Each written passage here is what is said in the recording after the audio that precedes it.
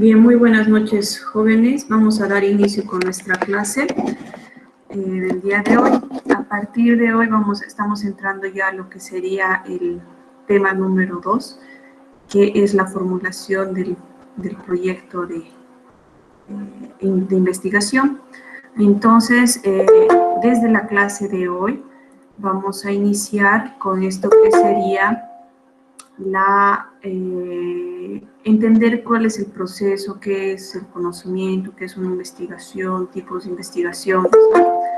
Vamos a abordar más o menos esta temática en 2 o 3 clasecitas y después vamos a empezar con el proceso a explicar qué es el perfil, cuáles son sus partes, ¿no? Cuáles son sus componentes, qué es el problema de investigación, los objetivos y todo ello, ¿no?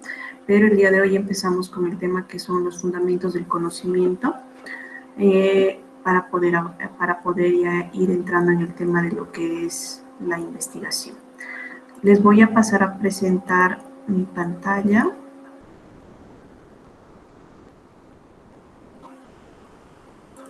Perfecto.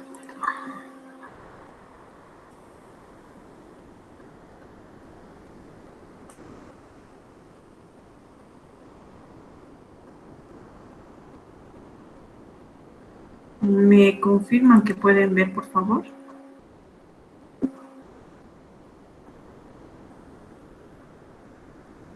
Sí se puede ver, Lisa. Ahora sí, Lisa. Un minutito. Los que se tardan. Ustedes saben que las clases solo, o sea, trato de hacerlas lo más corto posible también para ahorrarles un poco de megas, ¿ya? O sea, no completamos nosotros nuestra hora, pero sí lo trabajamos lo mejor posible hasta 40 minutos como máximo, ¿ya? Vamos a tratar de hacerlo en ese periodo. Bien, vamos entonces a iniciar.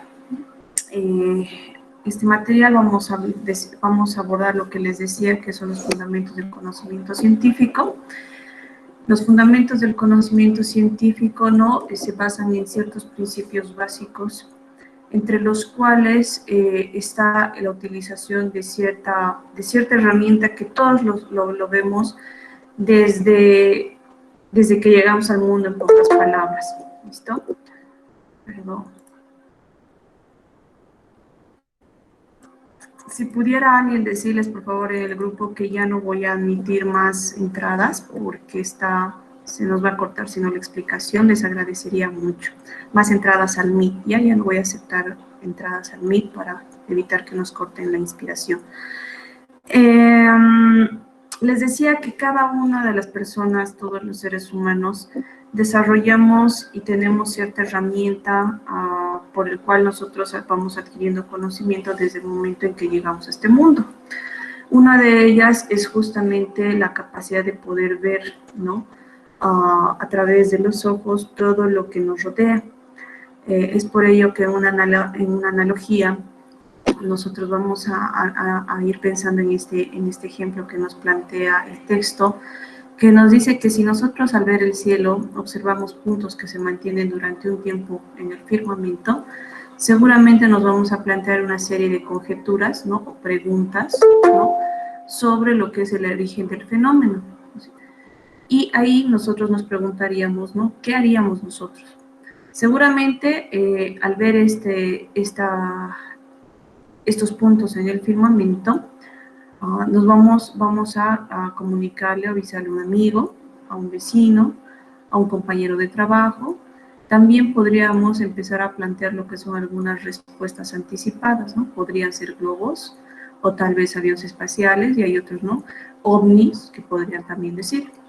Entonces, aquí nos habla sobre que la observación depende del contexto, dice, en el que se desenvuelve, es decir, del entorno, ¿no?, que condiciona al fenómeno observado, es decir, cuáles son las características de nuestro alrededor para que nosotros podamos tratar de entender el fenómeno que estamos observando.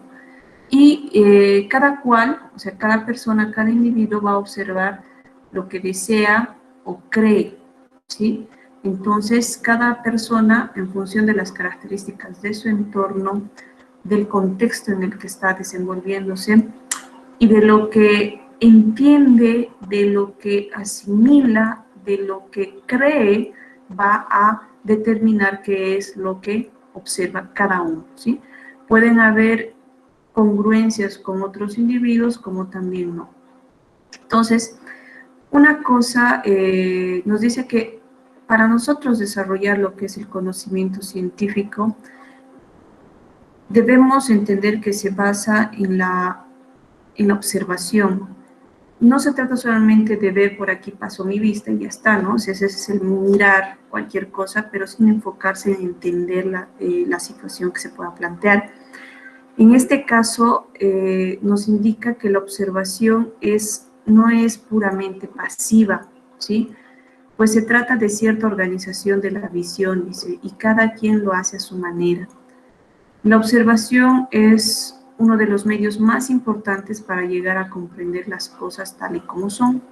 Por eso siempre se ha dicho que se debe ser fiel a la realidad. Es decir, que nosotros el tipo de observación que vayamos a hacer se va a basar más en tratar de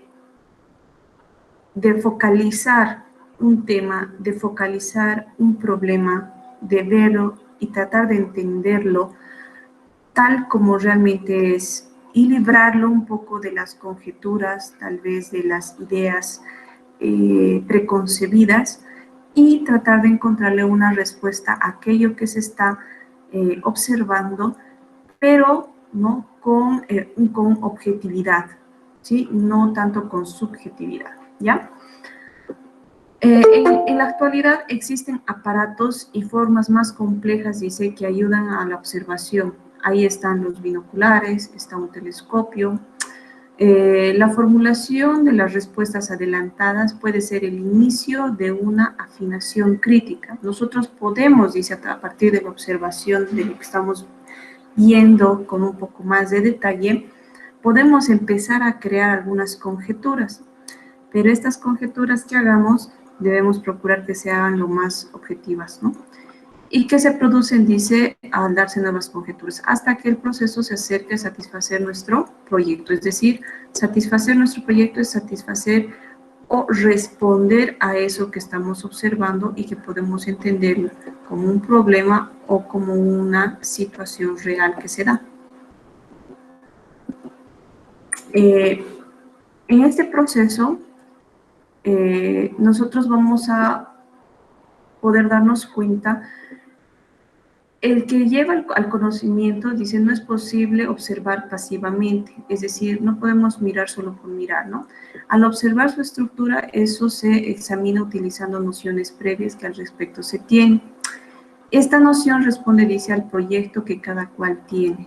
Para los especialistas, dice, el hecho es algo que es indiscutible, es decir, es algo real, que nadie al menos por ahora cuestiona. Lo que en una generación se considera un hecho, más tarde puede cuestionarse a partir del momento en que se ha tenido otra representación teórica.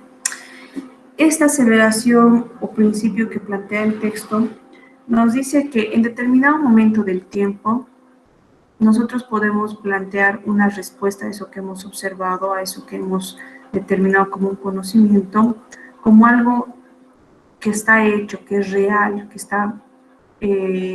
que es aceptado por un grupo de personas, pero que más allá pueden ser 5 años, 10 años, se pueda realizar una nueva investigación, ¿no? Para poder refutar este conocimiento que se ha establecido en este momento en específico, o para afirmarlo, ¿no? O sea, para consolidarlo, para respaldarlo con esta nueva investigación. ¿Listo? Por eso, dice, más tarde puede cuestionarse y a partir del momento en que se ha tenido otra representación teórica. ¿Listo?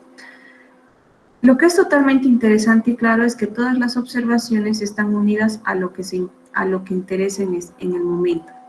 Es decir, lo que nosotros observamos en este momento, lo que nosotros estamos analizando o en todo caso estudiando o investigando, va a estar condicionado por lo que nos interesa en este momento. O sea, a partir de los conocimientos, de los intereses, de los gustos, de las necesidades que nosotros como investigadores o como observadores vamos a entender como que es la parte que realmente nos interesa en este momento. Es como cuando un niño pequeño empieza a tratar de le llama la atención y trata de entender lo que es el mundo que le rodea. Vamos a situarnos más o menos en unos 6 meses, un niño de 6 meses. ¿Cuáles son las características de este niño? Ya empieza a descubrir un poco más lo que es el mundo que le rodea y ya puede identificar a las personas con las cuales tiene una relación más cercana, papá, mamá.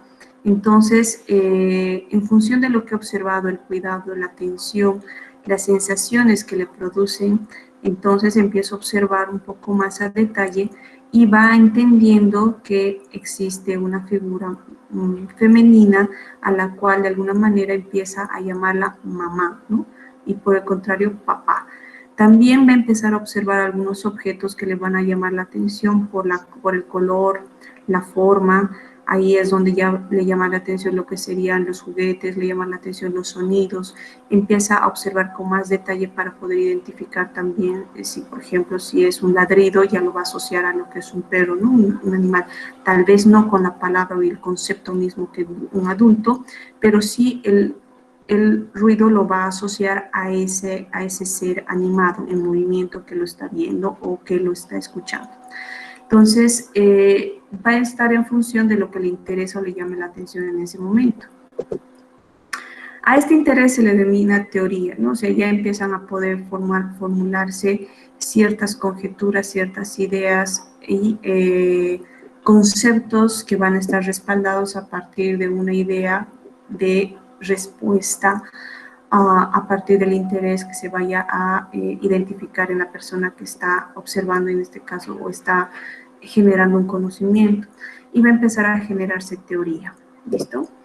La observación tiene siempre elementos de interpretación y de teoría, es decir, la teoría se basa en estudios o tal vez conocimientos que ya se han dado, que ya se han preconcebido previamente y que se han escrito y que están masificados o que pueden estar socializados, podríamos decirlo, ¿sí? Y que también hay datos en la observación que siempre están en constante interpretación de si realmente puede pertenecer a esta teoría o no corresponde a esa teoría. Dice que se concluye que la observación es un punto de partida, es decir, va a ser el inicio, ¿no?, para que se pueda generar lo que es ciencia, ¿sí? La observación no es completa, ¿sí? No está completa, puesto que necesita de ciertas otras herramientas para poder consolidar lo que sería el conocimiento que se ha observado. Entonces, pero sí es el punto de partida. Yo observo que hay algo que está funcionando mal, entonces a partir de esa observación que haga, hay algunas otras más que están relacionadas a ese problema o esa necesidad o a esa situación que me interesa. Entonces va a ser el punto de partida para yo iniciar a formular, a investigar, a determinar si existe algo ya escrito o existen fuentes o datos anteriores acerca de esa situación que estoy viendo, ¿sí? La observación es un buen inicio, dice, para todo proceso relacionado con la ciencia. Aquí hay dos elementos que nos está mencionando, que son la cultura y el lenguaje, que son dos aspectos que pueden condicionar lo que es el desarrollo el fundamento de lo que es el conocimiento científico, ¿sí? En mayor o menor grado, dice, no a todo hombre. ¿Qué quiere decir? Por ejemplo, ustedes que en calidad de investigadores, vamos a ponernos en este caso, en función de todo lo que viene conmigo, de conocimientos que he adquirido de parte de mis padres, mis hermanos, ¿no?, ciencias mayores, los abuelos, los tíos, o sea, el entorno familiar. Después, un conocimiento que también he adquirido en lo que sería el colegio, el grupo de amigos, ¿no? en función también de tener o entender cómo se desarrolla la parte cultural, las características de cómo funciona la sociedad a la que pertenezco, ejemplo, la ciudad de Cochabamba. Entonces, los cochabambinos tienen ciertas características culturales y de lenguaje que son diferentes, por ejemplo, a lo de los cruceños, ¿no? O lo de los venianos, o de los tarijeños. Pueden haber similitudes, pero no van a haber, pero van a haber también muchas diferencias, ¿no? Entonces, si yo, como investigador, alguien que conoce y que obviamente maneja todo lo que es este legajo, este patrimonio que me ha sido heredado de parte de la sociedad y de mi familia, van a condicionar ciertas actitudes y formas de entender y también, también el de criticar el cómo se desarrollen otras culturas o cómo se desarrollen sus formas de relacionamiento a nivel social, a nivel productivo, económico, ¿no? Entonces, no podemos decir que la cultura cochabambina, por ejemplo, es igual en todo sentido con lo que sería Tarija, ¿no? Ejemplo. Y si yo como un investigador voy a ir a hacer un estudio a Tarija, entonces voy a observar algunas otras formas, características de la cultura tarijeña que pueden entrar en choque, ¿no? Y que de alguna manera puede ser bueno o malo para el proceso de investigación que voy a realizar. Y un ejemplo para el tema de lenguajes, por ejemplo, cuando vienen del extranjero investigadores y, por ejemplo, el idioma mismo, el entendimiento de ciertos modismos, de ciertas formas léxicas para realizar investigaciones en lo que sería Bolivia, también van a condicionar este conocimiento y este alcance de lo que es generar lo que es el conocimiento científico, la ciencia como tal. ¿Hasta aquí queda entendido o hay alguna duda? Por favor, me hacen notar. ¿Tienen alguna duda hasta aquí? ¿Se entendió? Ya. Vamos a entender que para generar ciencia, nosotros nos vamos a basar en dos elementos, ¿sí? Para generar ciencia y que esta ciencia esté respaldada por una teoría científica, siempre vamos a trabajar con dos tipos de conocimiento, uno que es el conocimiento científico y el otro que es el conocimiento empírico, ¿ya? Todo conocimiento científico siempre va a tener como premisa haber tenido un conocimiento empírico en esa área. Dicen. ¿Sí? Yo tengo una preguntita. Dime. Esto es lo mismo que la hipótesis científica, ¿no? ¿Sí? Muy parecido a la hipótesis científica, sí. Ah, Porque la hipótesis siempre te dice, ¿no? Es tratar de asegurar una respuesta que vas a tener al final, ¿no? O sea, es como predecir la respuesta o el resultado que vas a tener después de tu investigación, ¿verdad? es parte del método científico entonces, ¿no? Claro, pero en este caso no estamos hablando todavía del método científico, estamos hablando del conocimiento científico y del conocimiento empírico. Ya. ¿Ya? Entonces, Gracias. porque el conocimiento científico se basa en el método científico, ¿no? Entonces, el conocimiento científico genera teoría y aporta a la ciencia, ¿ya? Ahora, les decía que antes de tener conocimiento científico, nosotros siempre vamos a generar o vamos a empezar a desarrollar lo que es el conocimiento empírico. ¿Qué significa o qué son los hechos empíricos, ¿no? Son estas experiencias, ¿no?, que se han desarrollado, este conocimiento que se ha desarrollado a partir de la experiencia. Es decir, voy a volver al ejemplo de lo que sería un niño, ¿no? El niño pequeño. El niño quiere pararse y caminar porque vea que las personas mayores, papá, mamá, hermanos, caminan. Entonces le llama la atención y tiene el interés de moverse igual. Entonces tiene 6, 7 meses que quiere pararse y caminar. Pero, ¿no? Vamos a entender de que este niño no va a poder hacerlo fácilmente, tiene que seguir un proceso.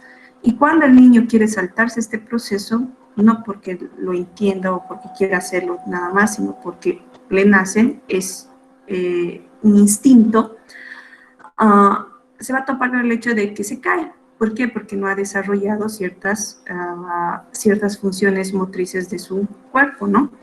Entonces se cae y le duele, ¿sí? Siente dolor, entonces ya es una experiencia. Quiere decir que si me levanto y trato de caminar directamente, me voy a caer y me va a doler, me va a causar daño, me va a causar dolor. Entonces va a empezar a gatear, ¿no? Entonces va a empezar a reforzar toda esta parte motriz.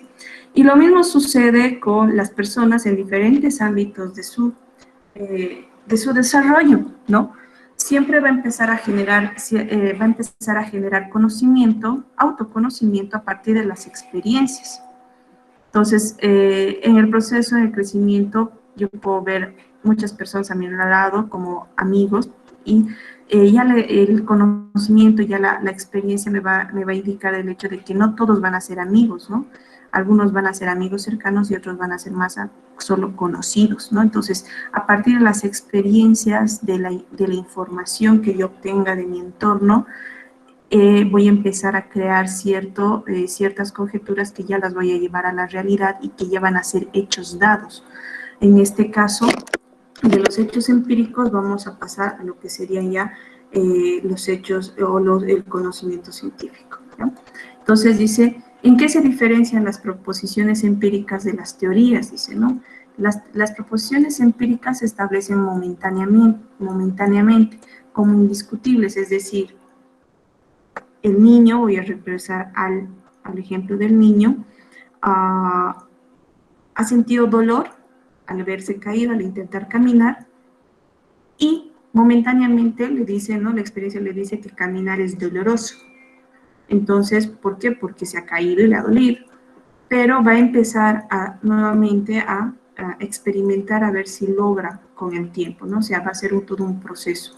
Entonces, momentáneamente esta experiencia va a ser indiscutible, pero con la práctica, practicando a caminar, dice, ese enunciado empírico puede transformarse en una teoría. Entonces le dice, sí, de a poco, ¿no? Paso a paso, despacito, empiezo a tratar de caminar, agarrándome de objetos a mi alrededor, voy a empezar a caminar, no correr, ¿no? Pero sí a caminar despacio para fortalecer. Entonces, ya ahí se va a convertir, se va a transformar en una teoría, en algo que realmente es cierto, que está comprobado, que si trato de caminar rápido desde un inicio, entonces me voy a caer, me va a causar dolor, molestias. Pero con la práctica, ¿no? Puedo darme cuenta de que ese dolor no va a ser permanente, ¿no? Sino que con la práctica, despacio, voy a generar y se va a transformar la teoría en algo que realmente puedo lograr, ¿no? Y que está consolidado y que está constatado, ¿ya? Entonces, hasta aquí no sé si les ha quedado claro.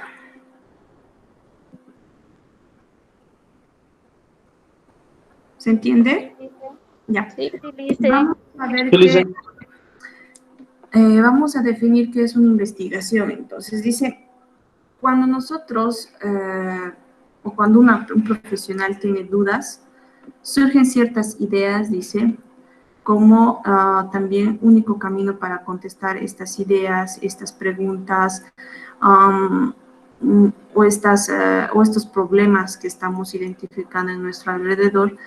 Para poder contestar, para poder respaldar estas ideas o estas preguntas, conjeturas, es la investigación, ¿no? Entonces, para nosotros entender qué es una investigación, vamos a ver que existen ciertas proposiciones muy básicas que nos van a decir cómo podemos nosotros llevar o cómo nosotros podemos entender qué es investigar. Entonces, algunas proposiciones dicen que la investigación es la búsqueda de la verdad, ¿no? Yo he observado algo y quiero entender por qué sucede eso. Entonces, quiero buscar la verdad, quiero entender ese contexto, quiero entender esa situación que se ha dado. También la investigación es tratar de llegar más allá del conocimiento común. Si había algo que yo no conocía, pero me llama la atención, entonces la mayor parte del común denominador de la sociedad tiene un conocimiento común, pero acerca de hasta cierto nivel o hasta cierto punto. Entonces, quiero llegar más allá, entender el porqué de estas situaciones. Entonces, también la investigación es llegar más allá del conocimiento común, es aumentar, es incrementar este conocimiento, puede ser personal y también colectivo. También la investigación se entiende como un proceso para llegar a esa verdad, porque en ese proceso de buscar incrementar este conocimiento que sea común, pero incrementarlo para generar mayor o buscar esa verdad, voy a necesitar de ciertos métodos, de ciertas herramientas, ¿no? de ciertos instrumentos para poder conocer esa verdad, para poder entenderla y para poder ya plasmarla, identificarla y tal vez desarrollar una teoría, ¿no? Y por lo tanto, ¿no? Que una investigación también es una actividad sistemática. ¿Por qué? Porque, ¿qué nos dice lo sistemático? Nos dice que existen ciertos componentes, ¿no? Ciertos elementos que tienen que trabajar en conjunto para que pueda lograrse ese objetivo. Entonces, una investigación va a requerir decíamos, de ciertos métodos, instrumentos, herramientas, ¿para qué? Para seguir todo un proceso, y en este proceso tiene que hacerse sistemáticamente. Yo no voy a aplicar una encuesta sin saber, por ejemplo, cuál es el problema o cuál es mi objetivo. Entonces, por eso la investigación es una actividad sistemática, ¿no? Por lo tanto, según Rodrigo Barrantes, es una definición muy práctica que yo la encuentro y me parece que es muy acertada, muy aplicada y puntual. Dice que una investigación es un proceso sistemático, inteligente, ¿no? y controlado. ¿Por qué? Porque tiene que desarrollarse en función de ciertos parámetros, ¿no? En términos de conocimiento irrazonables, ¿no? O sea, entra el factor de razonamiento, ¿no? Y además controlado, ¿por qué? Porque no porque me salga en la investigación datos, ¿no? Que así una serie de datos de información, yo voy a tomar todos estos datos a diestra y siniestra, sino más bien tengo que controlar porque yo tengo que seguir desde mi punto de partida, ¿no? desde el problema que he identificado y que debo responder, ¿no? Debo seguir una secuencia en el que no debo permitir o que debo controlar en este proceso para encontrar la verdad, ¿no? Dice que busca la verdad por medio del método científico. Y nace, dice, ¿no? Una investigación nace de un sentimiento de insatisfacción, es decir, de un sentimiento de necesidad, ¿no? O sea, aquí se está necesitando algo y necesito solucionar esa necesidad, satisfacer esa necesidad. Esta insatisfacción, este sentimiento de insatisfacción puede ser vital o intelectual, ¿no? Vital tiene que ver con el entorno para el desarrollo del individuo o de un grupo de individuos, ¿no?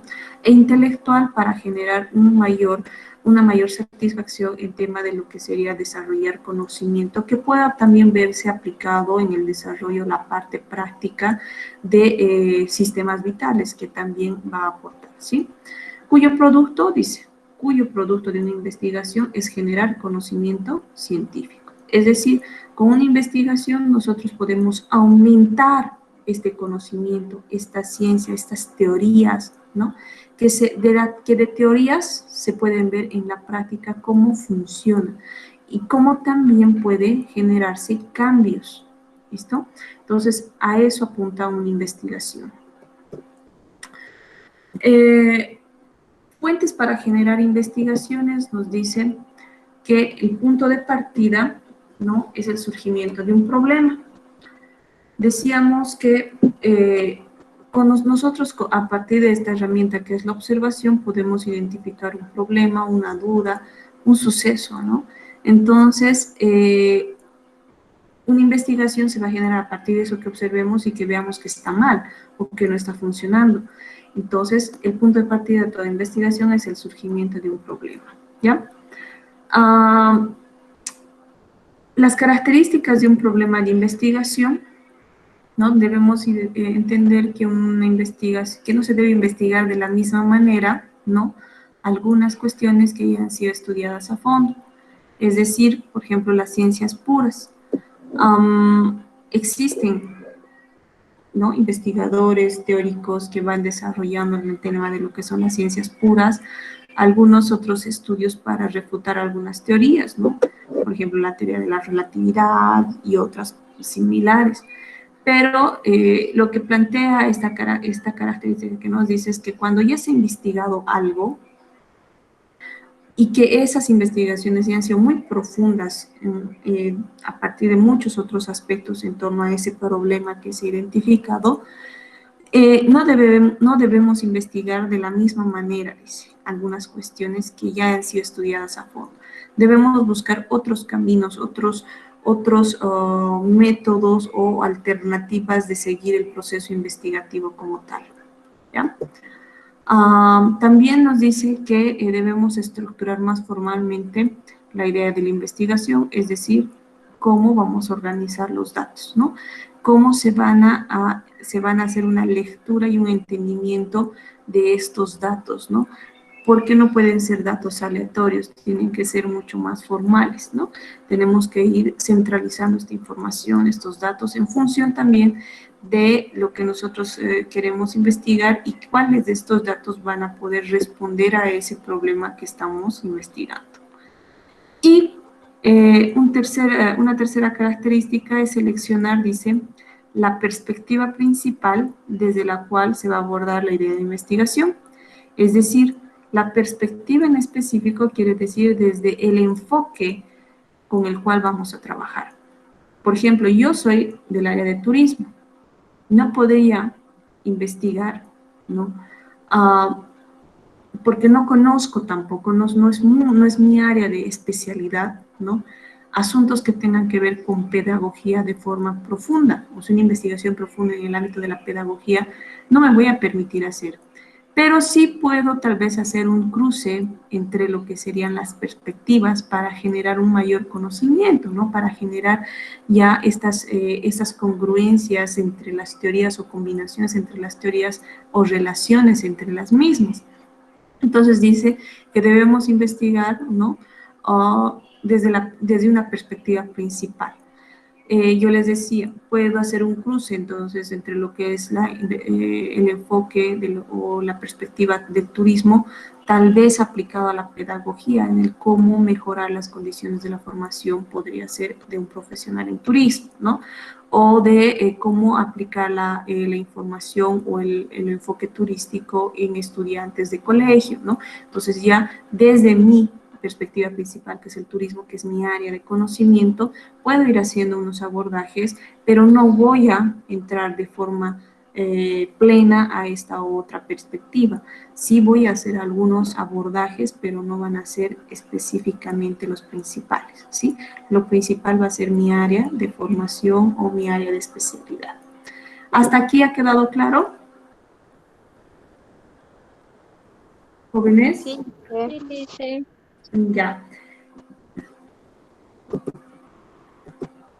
Algunas buenas ideas para generar una investigación, dice que pueden generarse por, primero, que la investigación, ¿no?, sea,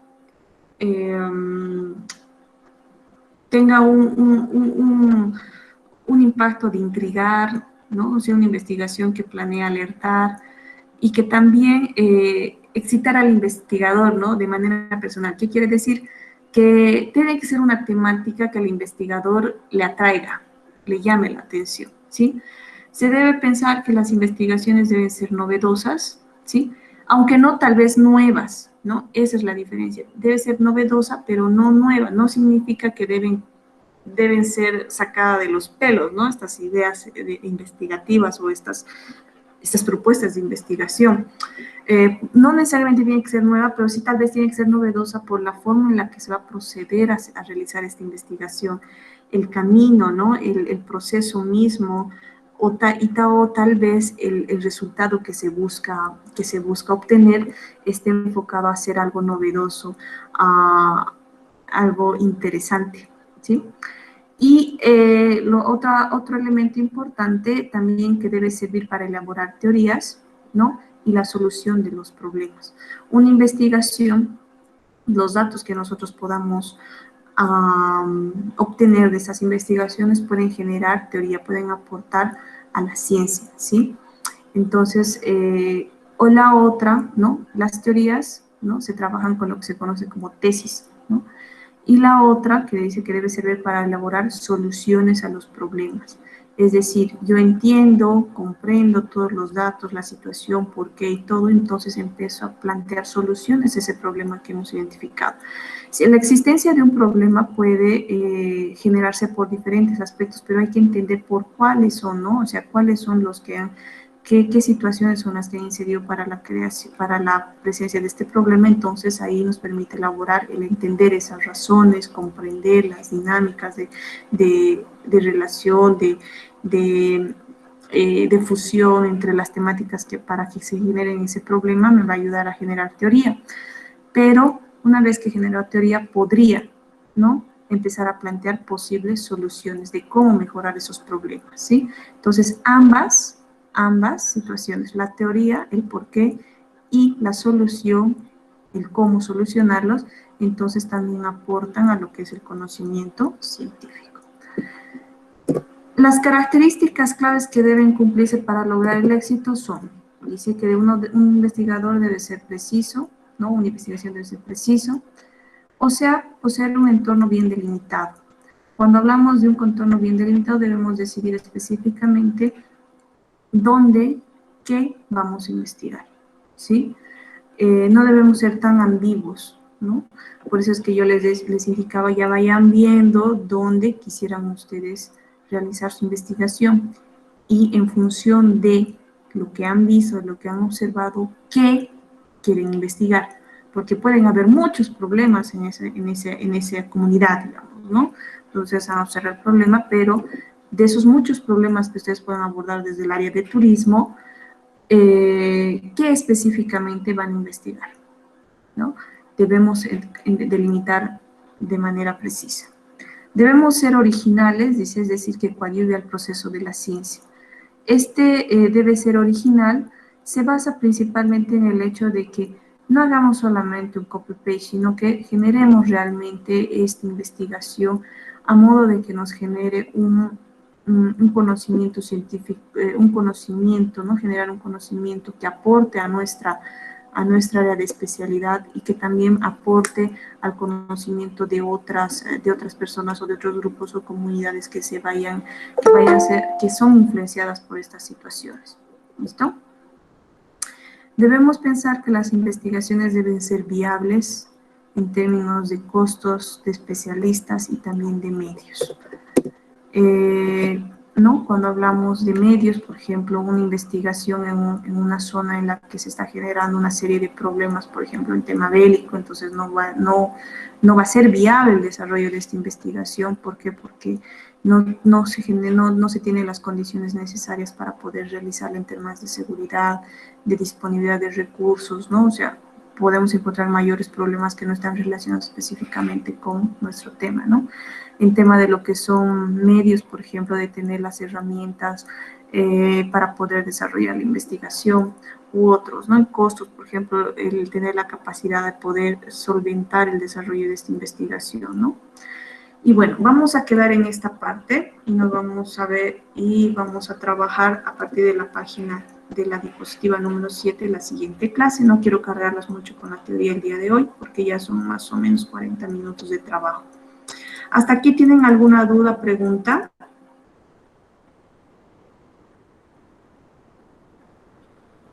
Vamos, deben empezar a hacer preguntitas. Si ha quedado claro, me agrada, pero también deben empezar, si es que tienen alguna duda, manifestarla, por favor.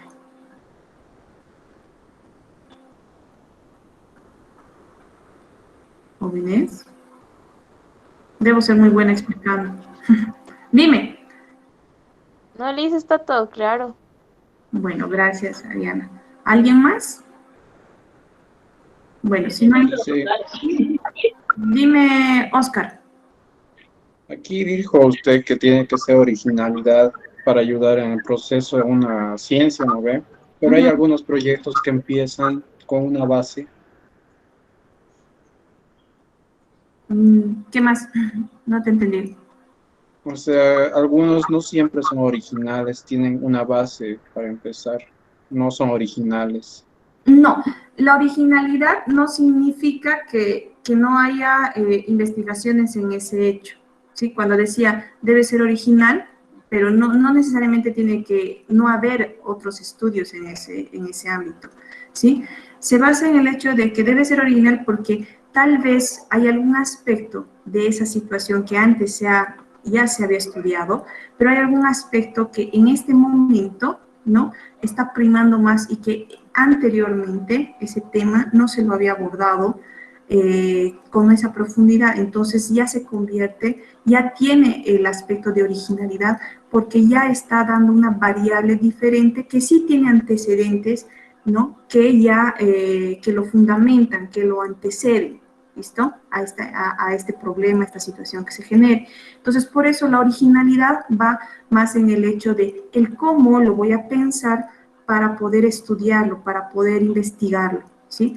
Porque había una característica que nos decía que si ya hay temas que se han estudiado a fondo, otras ramas, otros abordajes se han investigado a fondo, no debemos estudiarlos de la misma manera. No voy a estudiar lo mismo que ya se ha hecho antes. Entonces, la originalidad va por ahí. Es decir, voy a buscar otras metodologías, otros enfoques para mejorar o para entender qué está sucediendo, cómo es la dinámica, qué tipo de efectos se da a estas situaciones, ¿no? Entonces, eso me genera a desarrollar teoría y si mi enfoque es más bien generar solución a esa situación, entonces ya lo pongo en práctica, ¿ya? O sea, la originalidad no es iniciarla de cero, puede tener acción. La originalidad es desde cómo yo lo he visto, lo he percibido el problema, es el cómo yo voy a interpretarlo desde cierto enfoque metodológico, científico, ¿no?, que tal vez no se ha abordado en esas otras investigaciones previas que se ha hecho. ¿Listo? ¿Yamile? Sí, muchas gracias. ¿Yamile? Sí, no. Lo entendí, sí. Ah, ya. ¿Alguien más tiene alguna duda? Si no hay más dudas, entonces terminamos nuestra clase. Ha sido un gusto, jóvenes.